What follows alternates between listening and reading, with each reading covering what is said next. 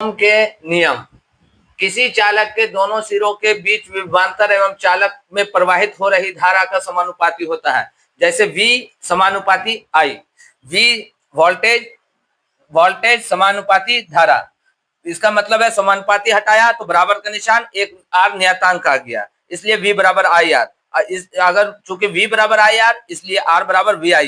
जबकि इसको नहीं समझना है, समझना इस तरह है। किसी दोनों क्वेश्चन पढ़िए, किसी चालक के दोनों सिरों के बीच विभवांतर एवं चालक में प्रवाहित हो रही धारा समानुपाती होता है। समानुपाती होता है इसका मतलब यह है कि वो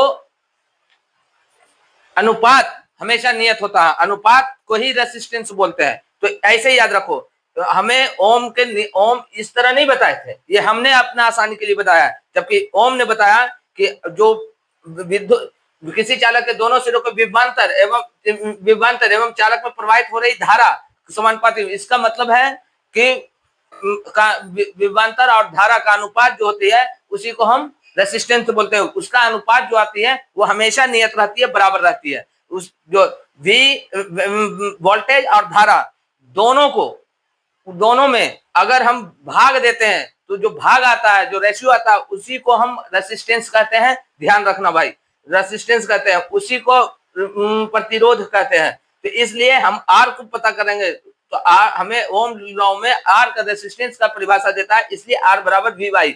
अगर हम आर रेसिस्टेंस दूसरे भाषा में यही भी बोल सकते हैं कि विभवांतर को अगर धारा से भाग देंगे तो जो भाग फल आएगा वो हमारा रेसिस्टेंस होगा, इसलिए आर बराबर वी बटे आई।